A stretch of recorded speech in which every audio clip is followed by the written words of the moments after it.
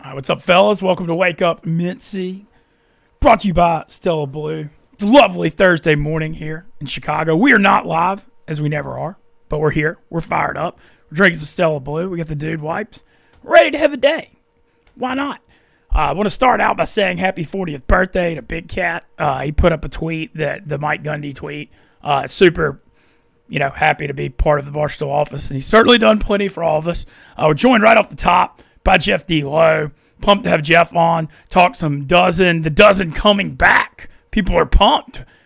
Our lives haven't been the same without the dozen the last few months. Back New Orleans, Tuesday night, February 4th. Still some tickets available. Everybody's playing. Dave Portnoy, Big Cat, the experts, Brandon Walker, PFT. Will Compton's last Barstool appearance, possibly. So what's up, Jeff? How are you? Yeah, that's what people are saying. I won't confirm or deny. I actually don't know. Could it be his last? I don't know. It's a good tease. It's a good reason to watch. What if it is his last? Not much. I'm good. Happy to be on. I know we had some difficulties yesterday. So this is like a tease performance from yesterday coming on today. Glad we can make it work though. Yeah, thank you. I appreciate your patience with that, as always. I don't know what the deal was with that video stream yesterday, but happy to have you on today. A lot of stuff to get into with Jeff. I want to start with the dozen stuff, though. A lot of stuff going on with that. Took a little break for a few months. Some new teams coming, some changes. The Dozen's built such a huge brand the last 4.5 years, started during COVID, and has a rabid fan base, and I know people are excited about it coming back. Yeah, it was a good, needed break. I always worry about oversaturation and overstaying your welcome with something. I think trivia is as, I don't know, it's susceptible to that being the case, just because it's a lot of the same thing over and over again, and the season is pretty long. Now, granted, we've shortened the season every year since it started, just so we don't have it become too stale. And this break was pretty long. But it is the first time since maybe the second season, not even, because the second season, you guys won the title in... Yeah, we won year one. Like April or May, like late April, May, and then the second season started in like June. So we never really had a long break. The first time, though, that a lot of OG people have told me, like, I'm actually, like, people have been like, PFT was like, I'm, like, really excited for trivia to come back. He's like, I don't think I've ever said that. Like, people enjoy doing it, but it's a slog. It's a long season. But I think the break's been long enough for now people are, like, kind of clamoring to do it again. And I think that being the case makes it perfect. Like, that this will be the most competitive, fun, balanced season. We tried to find combos of people who would balance out really well and be competitive. Because only 8 of 14 teams are getting in the tournament. There was talk of a draft, which would have been fun, but the idea of a draft is probably more fun than the potential results. There's a chance that like you could do a draft and all 14 teams are not very fun to watch. They're not great combos. People don't want to play together. So that was kind of the downside of the draft. And enough people in the league didn't want to do it. They want to play people they either know or know that they can pair up with and win. So I think we have a good compromise of how this all worked out. People seem happy with their teams. So I'm excited. Hell yeah. Well, I'm excited to be part of it too. And then I know so the plan is, and I'm not going to say anything about the new teams or anything because I know you haven't announced that yet, but you're keeping the main four teams together, and then the rest are going to be new? No, there's so as of now, Booze Ponies, ZD staying together, Frankette staying together, Yak staying together, the Experts staying together. Uptown Balls has a little bit of a change, which will be announced, I think, today. I'm trying to think of who else. I think that's kind of it. I think it's like 6 teams. We took the final 4 teams from last year stay together, and like the Yaks grandfathered in. They're an OG team. And the Frankettes as well. I gave them both an opportunity. If they wanted to break up, they could, but neither wanted to. So then it was about balancing out the other teams, because I think every other team for the most part has like a weakness or like a kind of a tough spot where you had to kind of shuffle things up and give people a chance to make combos that work better for trying to win.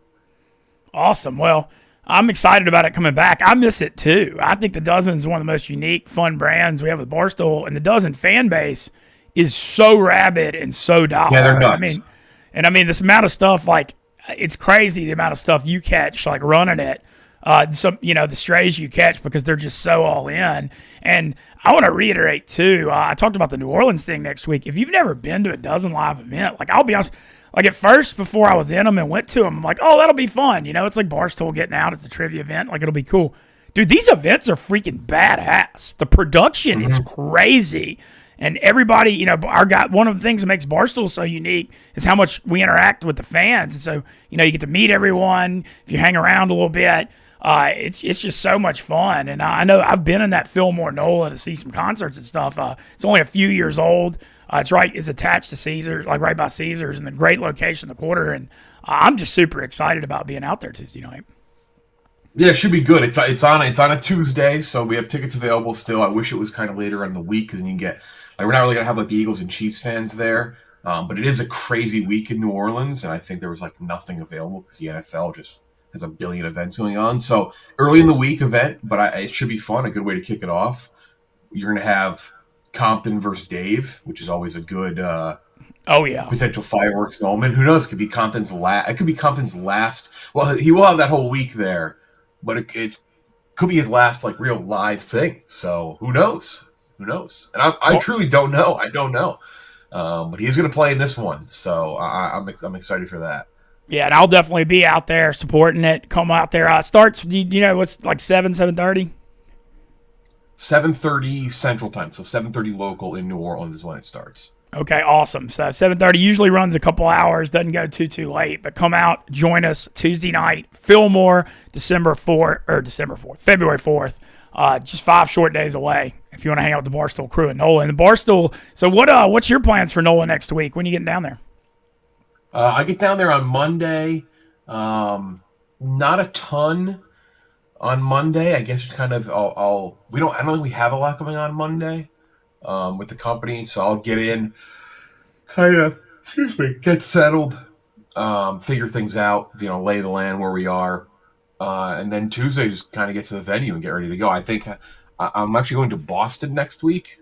I'm doing stuff with Kirk, and then we'll driving down to a UConn game.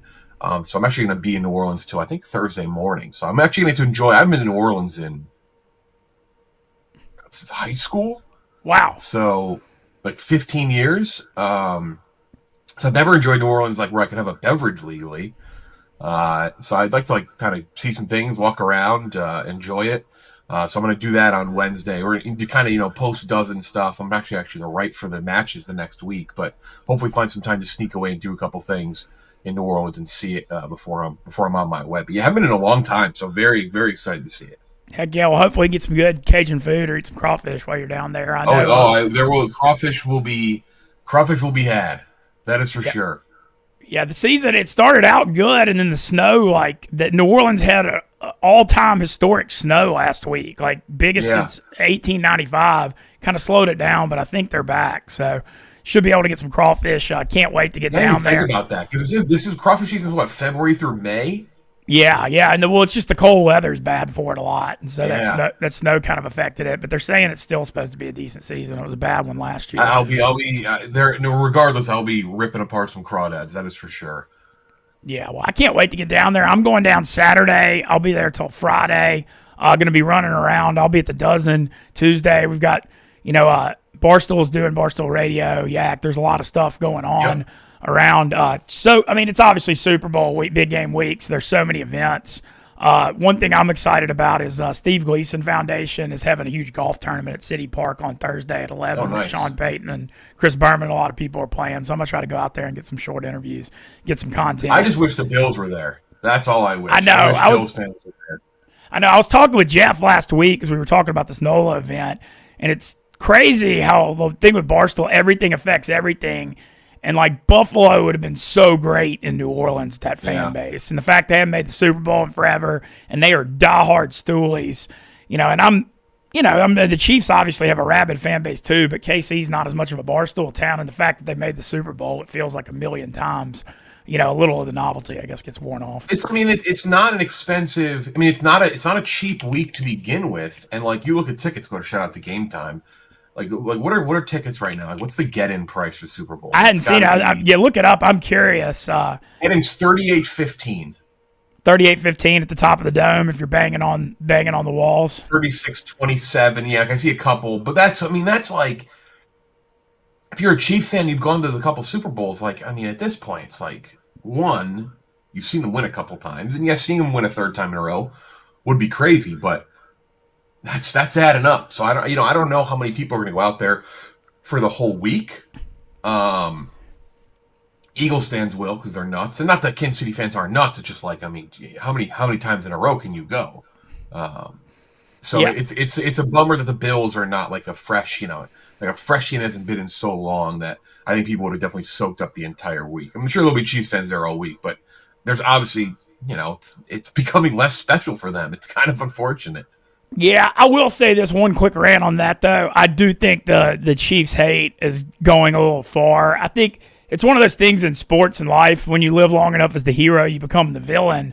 But, like, now everybody hates the Chiefs, and, like, 300,000 people are saying they're boycotting the Super Bowl online. Like, people just need to appreciate Patrick Mahomes' greatness. All those people will be watching the Super Bowl. Let me be very clear about that. Dude, nobody's ever done what Mahomes is doing. And so, I mean, I just love watching him play football. And I get it. It kind of reminds me of, like, what happened with Golden State, where, like, when they came on the scene, like, Steph Curry was, like, the novelty and, like, doing all this stuff. And then they won so much, people got sick of them. It kind of feels like the same thing. But I'm still excited about the Super Bowl. Chiefs a 1.5-point favorite on DraftKings, over under 49.5. Andy Reid against his old team for the second time. I mean, the thing about it is I don't see how it's not a really good game. I'd be shocked if it was a blowout. And, with that close of a point spread and the way the Chiefs play close games. So I think it's going to be really fun. Should be great week down there. Like I said, all the Barstool people are going to be down there all week. Just so many events and networking and stuff. So I'm glad you're making it.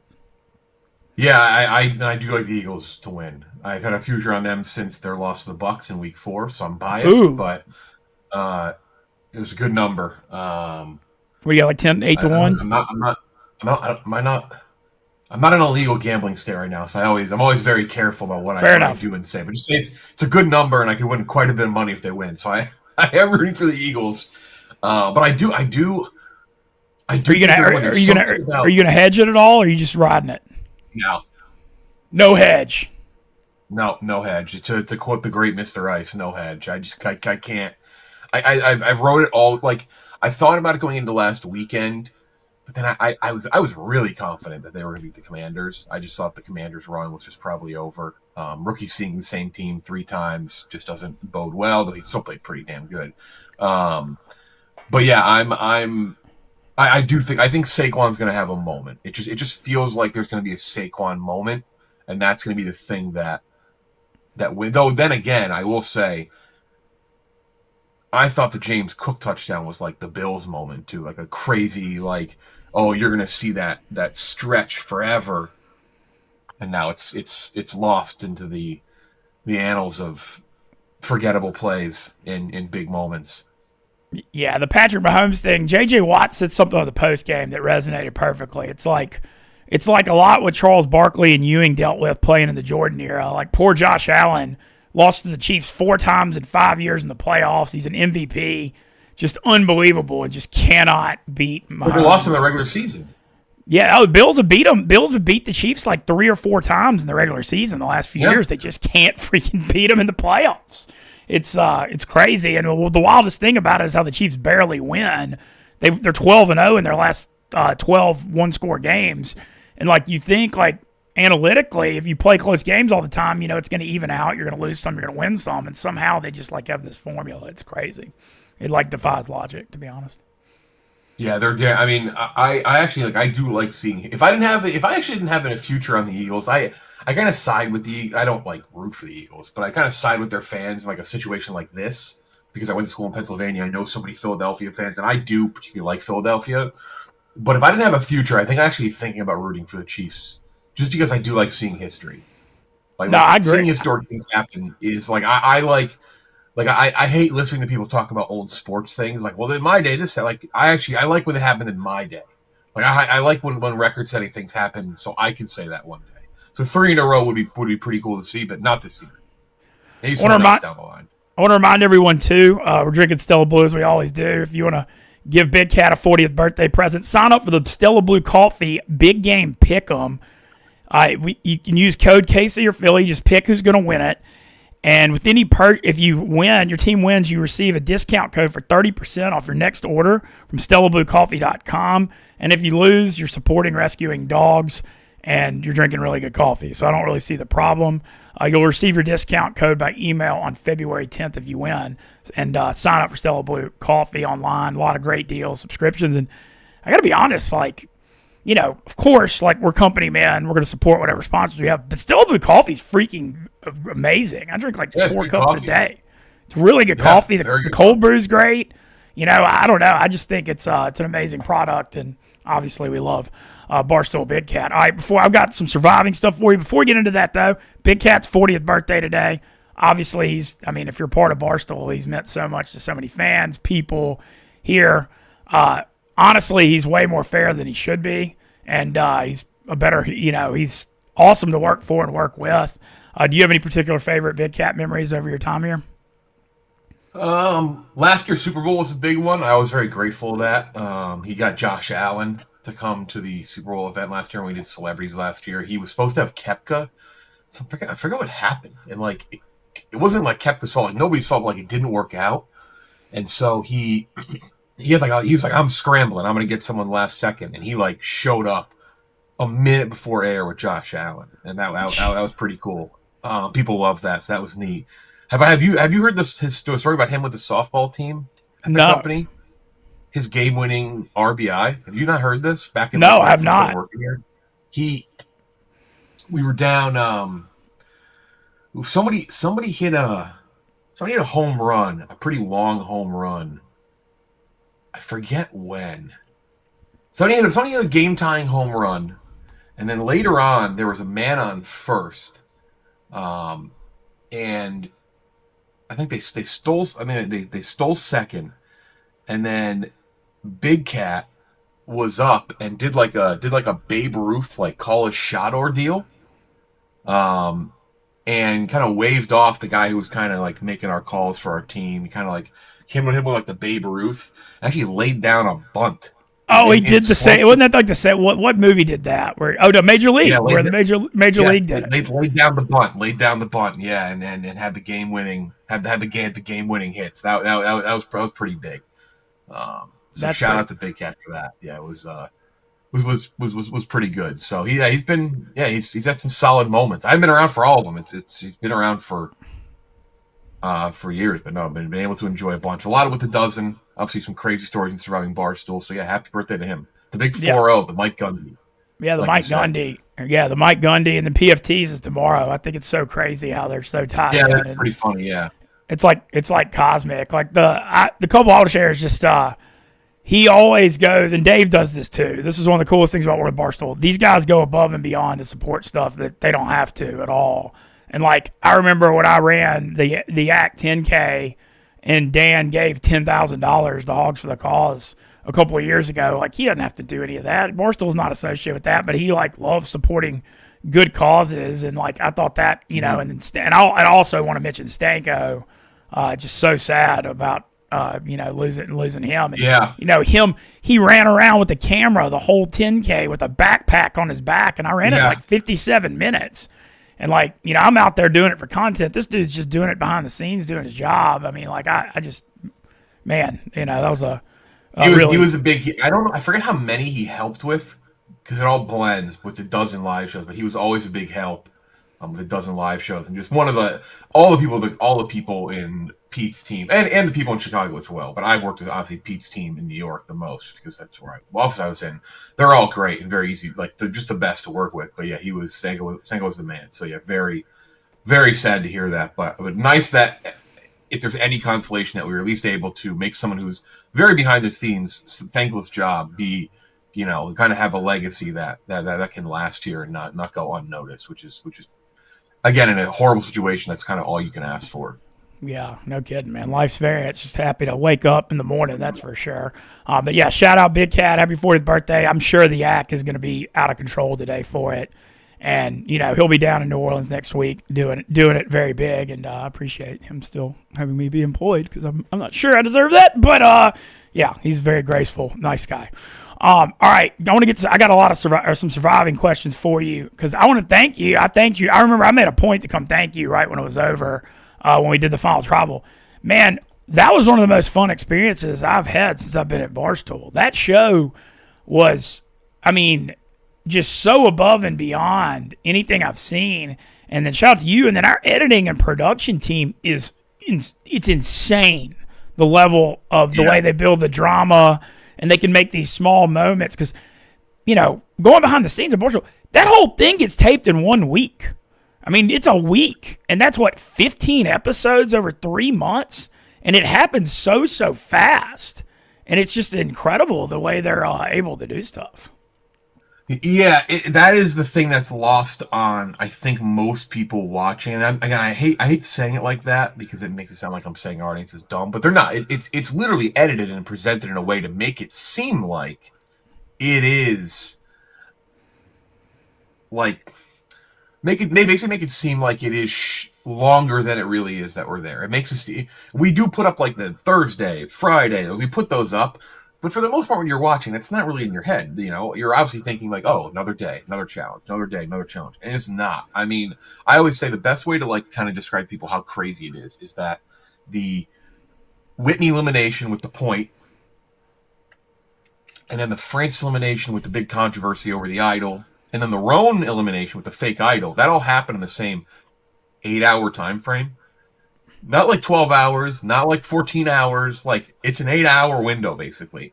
And that all happened back to back to back. And that is just, there was the pink wedding, and then there was a challenge and a tribal after the pink wedding. So, but that's all. But when you have 24 people, you have to jam it into a certain amount of days. And I actually think it makes it, some people, I feel like some people would assume that more days would be more difficult. But I actually don't agree with that. I actually think that fewer days makes it a more difficult game to play. I think if you were in there for 40 days, yes, that'd be harder than 8 days. But I think 12 or 13 days actually, at least mentally speaking, makes the show a little easier for people playing it. Because I think those or 7 days, makes your brain break because it's just nonstop. You don't have time to think. No, I would agree. And then also just to factor in the cast we have, you got people from all over the country that have families. Like Dave said this, we'll never have that same crew all together again, obviously, with Will and Taylor leaving. But it's the amount of stuff that goes into it. And I want to ask this, you've done it for years now, but that show we taped in late September, you start prepping it in March or April? It's a whole year thing. Yeah, late March, early April of last year, I think it was, when our Google Doc started to kind of throw ideas out there. Dave picked the cast. He trusted us because, there's a thing. Oh, Dave, Dave knows this, Dave knows that, and he's at the inside. No, he barely wanted to take a meeting with us a week or two before, not out of being mean, but out of he just hey, he doesn't want to know anything. He wants to play the game as true and fair as possible. So we gave him some hey, if I think one of the questions we asked him in that meeting was if somebody punches someone, are they out of the game? And I think remember he said he goes, yeah, you can't punch anyone at the company to begin with. So it was very basic questions like that. So he picks the cast and just trusts us to make the game. And it's not a cheap show to make. There's big sponsors, there's big pressure, and he trusts us to make it happen. And we only do so much. We can only light the fuse, and then it comes down to you guys in the cast to making it a good show. And so yeah, there's a lot of things that can go wrong and a lot of things that can make it not good. And you just kind of hope you set something up and pray that it works. And it worked again, I think. So hopefully we get a chance to do it again. And congrats to Rhea on winning it. The dynamics of it were so fascinating, though, with everybody working together and the personalities. And I know people like to say, "Oh, Dave, it's unfair." I think the dynamic with Dave in there is what makes the show. Yeah, I think no, I understand what people are saying when they say that but I think it could also be a detriment to him as much as it could be a help to him. And whatever, people can say that that's me being biased to the boss, but it hurt him last year. Yeah, he got voted out at the very beginning last year.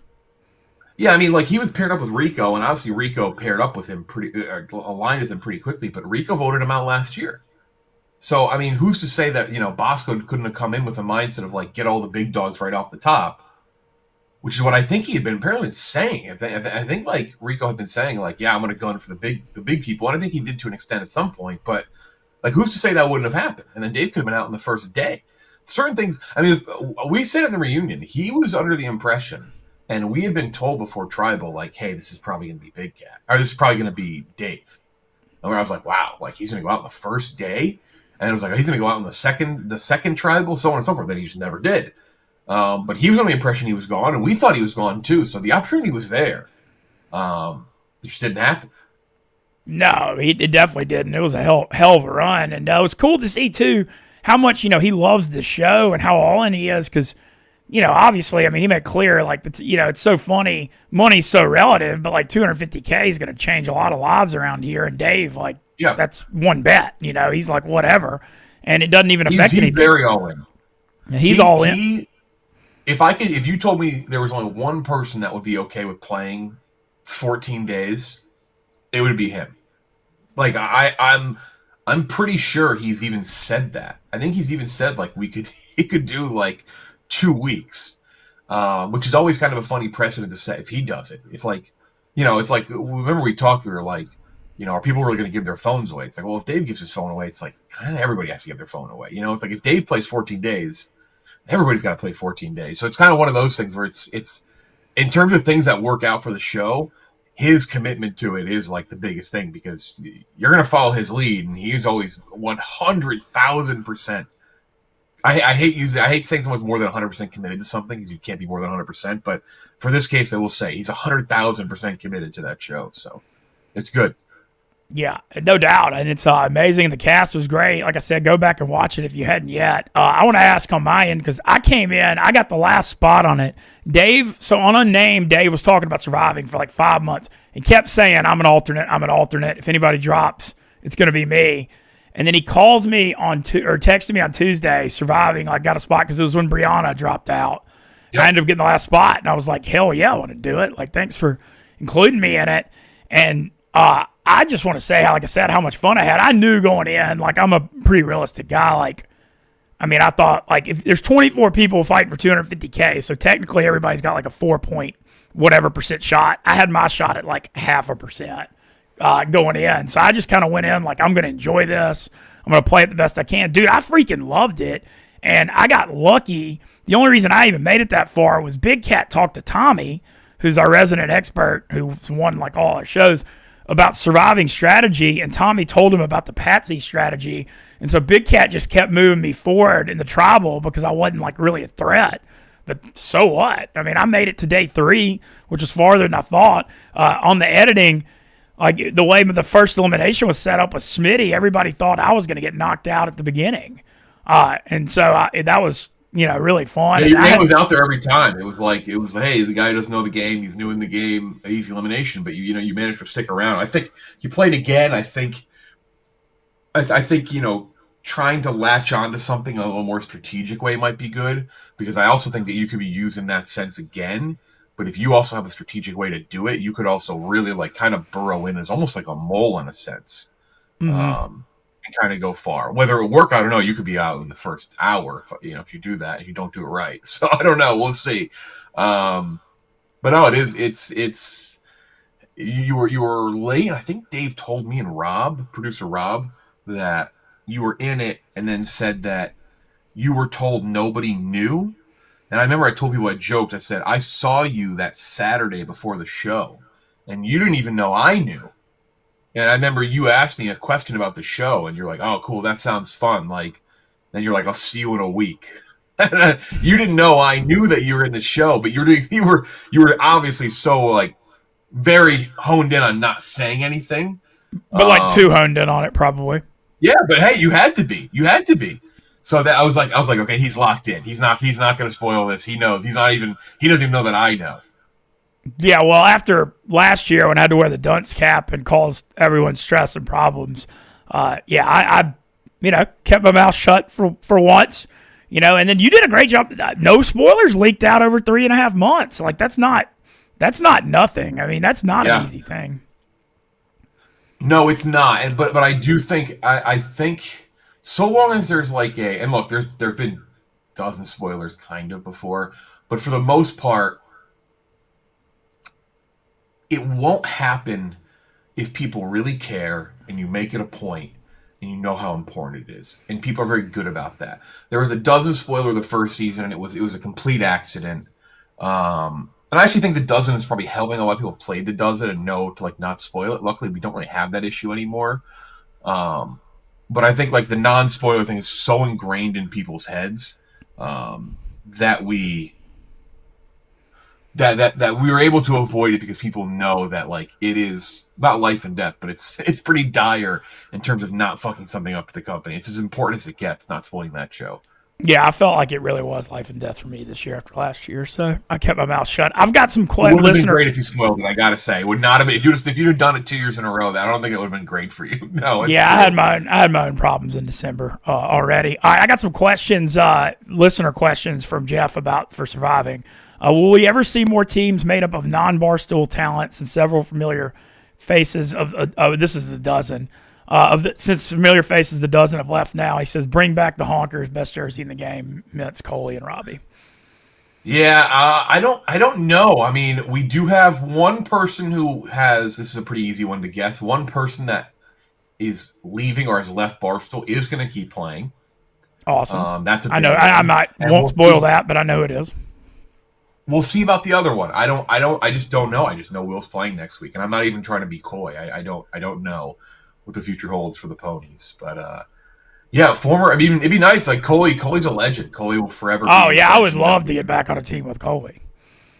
Yeah, he's a Hall of Famer. He'll go down as one of the best players of all time, and one of only 3, 6, 9, 12 people to win a championship. I know. I can't believe it doesn't. I've still somehow won one, and Walker hasn't with all the great years they've had. Yeah. It's just it's literally nuts. Win. Oh, it's unbelievable how good the experts are year after year and how much they've meant to the show, but I always love messing with them about that. All right, next up, has he considered themed dozen seasons such as video versus blog versus production or past champion all-pick teams? There was... The draft was going to be like the theme of the year, like mixing it up and then kind of going back to OG things next year. But no, not really. There is like... Dave said it unnamed. Like it is, you do want to see like the Brandon Walker is a great example. Like you do want to see Brandon continue to try to win a championship. You want to see Frank and Nick and KB go through like their crazy ups and downs in the playoffs. So no, nothing really crazy theme that's come to mind. But maybe down the road, I always assume that the next season of the dozen is the last because I could just, who knows? People could be like, this sucks now. I don't want to watch this anymore. So you never know. So I always treat it that way, just to try to make it as good and as special and as fun as possible. But no, nothing crazy themed down the road. Not at least in my head right now. All right, got a surviving question. Mintzy, long time, first time. Why was there so much crying and surviving, and why didn't anyone think to try and get Rhea out early in the game when it was clear she was running everything? Super easy to do when you're watching it. Yeah. To say that, get Rhea. I mean, okay, you could do that with any reality competition ever. I mean, that's just were there moments and moves that maybe like a more savvy player, like if it was like a bunch of Tommies playing, but then again, Chris Clemmer's a Survivor fan. So like, again, it's very easy to say, why didn't they just get Rhea out? Well, yeah, no shit. Why don't they just beat the Chiefs? Like, why? It's like, well, I don't know. Like, why don't they just intercept Mahomes? Like, I'm not saying she's the greatest of all time, but Rhea played a very good game. Oh, I thought she played an excellent game. Her game was to dupe not everybody except for her alliance and make it to the end and win. And that's what happened. So again, easier said than done. The crying thing, I mean, I don't know. It's 7 days in an intense situation. Friendships on the line, money on the line. There's a lot of crying in a lot of reality TV competitions. I hate to break it to people. Barstool did not invent crying on reality shows. Stephen Shea did that last year. Come on, right? Stephen Shea said there's nothing wrong with crying in a reality competition. Yeah, I agree. All right, how many haircuts a week in LA? It's one. Just one. Actually, Just one? Actually, now that I work from home, I don't get a haircut a week anymore. I don't really go out. I don't really do much here. Like I got my fiance. We do some fun things, but I don't do anything crazy. So I don't get it the every week like I did in New York when I go into the office and stuff. So I can kind of like it's been over a week for me right now, but I'll be getting one before New Orleans. All right. Have you ever been afraid a cast member would burn your home down? No, no. I mean, Kirk didn't threaten to blow it up. No. Um, I mean, fans were pretty mad this year about the Francis thing. It was pretty split. It's hard to tell because of comments and stuff, but like privately, people are significantly nicer than they are publicly, and a lot of people, Survivor fans, were like, "Hey, that was the right call," and a lot of people who did not agree with it were very public and very mean about it. But that's the show. It's what I signed up for. I don't really care unless somebody like lunges at me physically in person, which has never happened. Then I think we're fine. And then the last one I got is ask if Ken Jack was the worst and most disrespectful dozen teammate you've seen. Um, no, why would he be? Would he be? I know, I Why agree. would he I played with them and I thought it was fine. I mean, they tried to trade me, but that's not personal. And that is true. That is true. Well, I Had would it have made worked out, that. you guys. But the thing is, I would have made that trade if I were them too. If they were going to get Kirk, like you got to be objective. Kirk's Yeah. like the best player in the dozen, and I'm above average. Like I'm definitely pretty good, but I'm not elite. So Ken I Jack's would've got a been- very interesting team this year. can't wait to He's see. filling a role that he can very well fill, but he also needs to carry more than he's carried in the past. He's never really had to carry. He has to carry now. Okay. Like he's gonna have to carry his team now. So he's got big shoes to fill. I'll put it that way. Not even he's got shoes that have never existed before to fill. He's got to carry a lot on his team. So I'm excited for people to see who he's on next season. And then you said the tournament this year is going to be 8, not 12. There's 14 teams in the league, and then is it best 2 out of 3 first round of the tourney? Yeah, best 2 out of 3 first round. We'll announce the side of the Final Four next week. It'll be a week in between, which is nice. I like the week in between. I also think that the 4 days in a row is a lot. I think it's just too much for people to take in. And so this year it's smaller. I hate like the Frankettes and the Yaks showing up and losing and then they're done. I think you play too many matches throughout the year for it to be decided by one game. I mean, whatever. I have a bunch of UConn banners hiding behind me. I love the one and done in like college basketball. But for trivia, it's like, you know what, you're committing your time to this. It's like a side thing at your job. People like to do it. I'd rather people have a chance to see the fun fan favorite teams more than once at least. I've been trying to do this for the last couple of years. It's actually a Dave idea. Dave said, why don't you do best 2 out of 3 for the first round and then single elimination in the Final Four? So it's like kind of like a College World Series type thing in a sense. I know College World Series is still the double elimination. Yeah. But it's a kind of a hybrid of like a College World Series type thing where they're basically it's basically 4 like super regionals and it's best 2 out of 3 and double elimination to get to the Final Four. So it should be intense. That elimination match on Tuesday for 4 teams is going to be pretty intense, and then the eventual game 3 on that Wednesday. And then we take a week or whenever it is. It's either Tuesday, Wednesday, Thursday, or Monday, Tuesday, Wednesday. But then the week off before the Final Four, build some hype, and then go into that. So yeah, I am pretty excited. All right, and then last thing, I love following your sports team fandom is kind of fascinating to me because it's kind of random, and you comment on that. But you're diehard Cleveland because your family, I guess your dad was from Cleveland. I was from there, yeah. So you're super diehard Guardians, Cavs, and Browns. You went to Penn State, so you're big Penn State football, but then your family's UConn basketball. Is that where you're the UConn? Yeah, I was born in Connecticut. I couldn't watch my teams growing up. Like I'd see the Indians when they played with the Red Sox and the Yankees. But like I didn't really see my teams on TV. I didn't grow up with the Browns were like non-existent for a good chunk of the early part of my life. They were never on TV. The Cavs were dreadful. So I never really saw them. So the only team I had locally was UConn. And UConn was either D1 AA or independent for much of my youth and football. So I'd never be like a UConn football fan. So I grew up with those 3 teams and UConn basketball. And when I went to Penn State, it was just never going to change. Like I didn't have a firm committed football team in college football, which is super common in the Northeast. As you learn when you move to New York, super common people not to have to either like root for Notre Dame or not have a college football team at all. That's just very common in the Northeast. And so I just was never near UConn. I'd been to multiple Final Fours at that point, multiple NCAA tournament games, Big East tournament almost every year until my family moved to Texas. I was never near to UConn. And it was like the only team my mom cares about. So yeah, I kept the Huskies.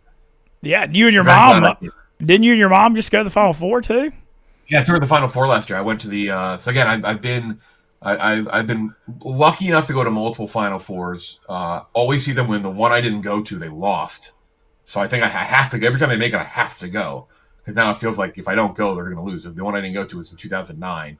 I actually went to the regionals that year. I visited Arizona State, a college visit, and it was UConn happened to make the Glendale regional that year. So I saw them in the Sweet 16 Elite Eight. I didn't see them in the Final Four, and they lost to Michigan State, which they should not have lost to. So then I went last 2 years ago in Houston, and then I went last year with my mom. We saw the NC State Alabama, NC State Purdue game, then Alabama UConn. Yeah, it was great time. Yeah, man. Well, you've had a charmed life as a UConn fan, man. Wow, what a run! I mean, well, they won like they saved me from misery for the most part with my other teams. So yeah, five national championships, 9. I know they struggled a little bit this year. McNeely, their best player, got hurt. Like, why did they struggle? Yeah, he's going to come back. I think their next game is in Milwaukee, which is obviously a huge game. If they can beat Marquette, things turn around a little bit. So hopefully he comes back for that. But hopefully he's back next week. I see them against St. John's in Stores a week from Friday. So I hope he's back for that. Yeah, I don't think they got the juice to win it this year. But I think they can make a run with a good enough coach, and they have a very good offense. But now's the time. If things are going to click, it has to be this month. But they have 3 McDonald's All-Americans next year, so they'll be back next year. They'll be contending. They're going to be really fucking good next year. Certainly. Footer again next year. You had a lot of fun with that Penn State playoff run, too. Yeah. A lot of news out of there lately. The Jim Knowles hire from Ohio State at D.C. is epic. Crazy hire. I know, it's crazy. Wins the national title at Ohio State, made plenty of money, but I guess it was just time for something different. Sounds like maybe there's some staff infighting, but that as well. He's from PA, but it sounds like there's some inner workings that weren't working there with him, Ryan Day, and former Penn State coaching legend Larry Johnson, who's at Ohio State, been there since the Joe Pa scandal. That's big. I was not bothered by Tom Allen leaving. I didn't love what Tom Allen did this season with the defense. They had some bad first halves. Ironically, great first half against Notre Dame. Pretty bad first half against second half against Notre Dame. The opposite of what he'd been doing. So I didn't.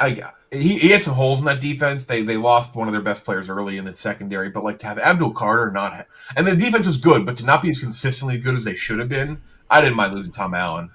So I'm excited. They have a lot of people to fill. They brought back a lot of people.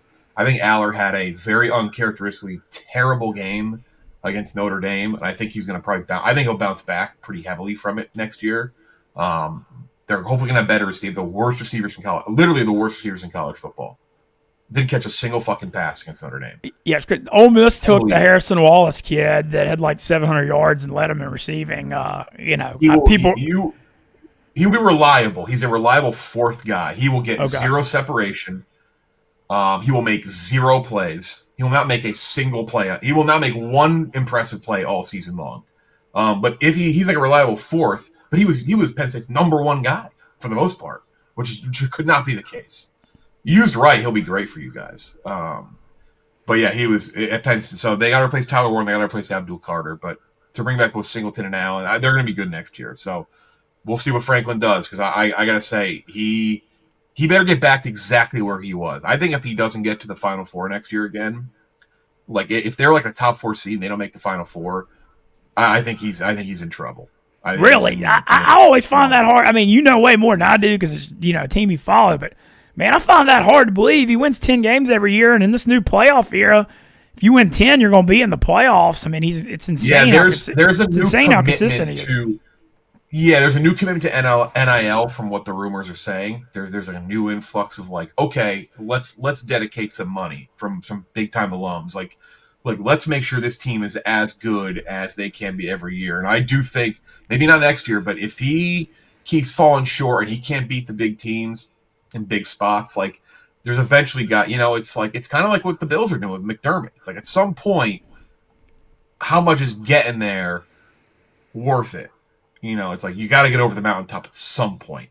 I mean, fuck, Harbaugh was on his last year with Michigan. Then he finally, like he was, and he finally started breaking through. So he's got to figure it out. He's got to. I don't know what it is. He's got maybe something better in the locker room. I don't know what he said in the second half before the second half against Notre Dame, but it was dog shit compared to whatever Marcus Freeman said. So I like Franklin a lot sometimes, and then I don't like. I thought he changed a lot after the Ohio State game this year. I thought he coached significantly better, more confident. I know they lost to Oregon in the Big Ten title game, but like a couple mistakes here and there, and they probably win that game. But then everything against Notre Dame, it's out the window again. Like I just didn't love what I saw in the second half, and so we'll see. He's a coordinator merchant, so maybe two. No, I agree with that. But Claude, they made the good call to Nicky that was good. Those see higher from Kansas. Yeah, it seemed like it helped a lot. Yeah, he gets a little too cute, but I do like he made Aller a significantly better quarterback than he was last year, which was a concern. It's a concern that Aller's the best quarterback in terms of skill set that Penn State maybe has ever had, at least in the last 20 years. And they were wasted big time. So glad we at least have an OC that knows how to like utilize a real quarterback. Last thing I got before I let you go, because this ran long. I appreciate you giving us time. What do you do about the Cleveland Browns quarterback situation? I don't know. I don't think it's going to happen now because apparently he's been very good. I like the idea of I want Abdul Carter. I think Abdul Carter, Myles Garrett is insane. Yeah. That's an insane. Abdul Carter's bend reminds me of Myles Garrett's bend when he was coming out of A&M, and like just freakish what he can do around the edge. Him and Abdul Carter would be, and the thing about Abdul Carter is very similar to Myles Garrett. Can line up anywhere, can play at any part of that line. Was a line. So he has the abilities to match up with Garrett and be, the best pass rusher do in the NFL.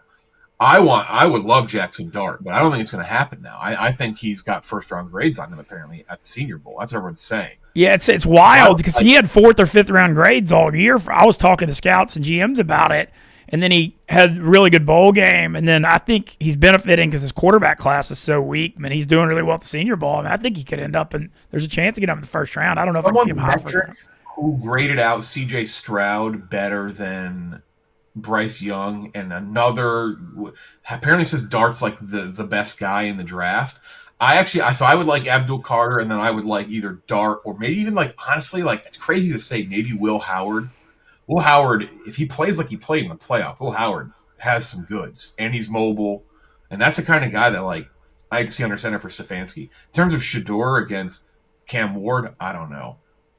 I have doubts. I have doubts. Yeah, I have doubts. No. I have doubts on Shador. I like Shador. I like him, and I can see him being good. And I like Cam Ward, but I don't know. I don't know if that's. I don't know. The idea of Abdul Carter to me is very intriguing. So I prefer that. And even you can talk me into Travis Hunter too because he's such a playmaker. But I do hope Carter's there too, and I hope that's who they take.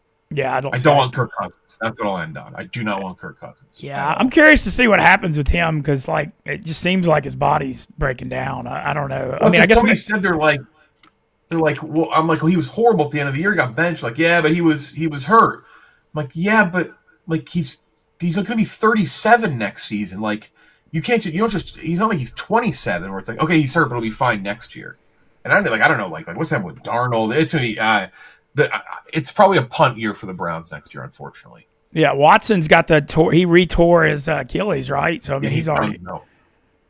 Yeah, man, that Watson deal, it's a tough one. All right, well, we'll have to let Jeff get out of here once again. The Dozen, how can people get tickets? Go to our at the Dozen Trivia socials. You'll find all of our links. Go get some tickets there. It'll be good. It'll be very, very excited for next week. Yeah, we'll see y'all Tuesday night. Can't wait to see everyone. Dozen in New Orleans. Thanks to Jeff D'Lo for joining us this morning and everything he's done with Surviving Barstool and the Dozen. Happy birthday, Big Cat. Thanks to Dude Wipes as always. Walmart, Target, Amazon, all over the World Wide Web. When you use Dude Wipes will change your life. You'll never need dry, scratchy toilet paper again. Let's have a day, boys. Appreciate you, Jeff.